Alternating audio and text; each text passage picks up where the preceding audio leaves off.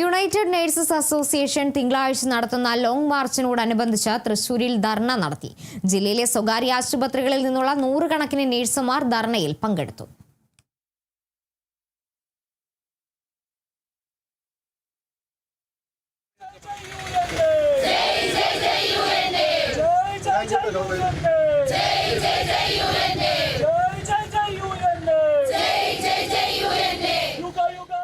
Minimum വേതനം 40,000 രൂപ എന്നതുൾപ്പെടെ വിവിധ ആവശ്യങ്ങൾ ഉന്നയിച്ചാണ് നഴ്സുമാർ തൃശൂരിൽ നിന്നും തിരുവനന്തപുരത്തേക്ക് ലോങ് മാർച്ച് നടത്തുന്നത്.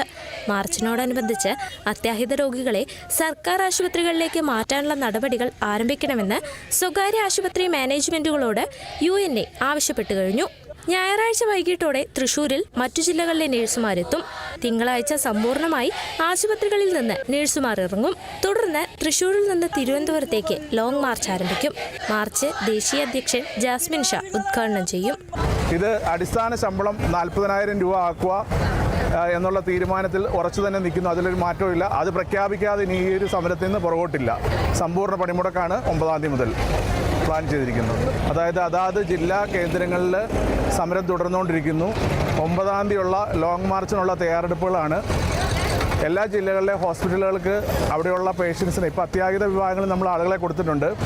ആ ആളുകളെയും കൂടെ പുറത്തേക്ക് ഇറക്കി 9-ാം തീയതി മുതൽ സമ്പൂർണ്ണമായ പണിമുടക്ക് ലോങ് മാർച്ച് തിരുവനന്തപുരത്തേക്ക്.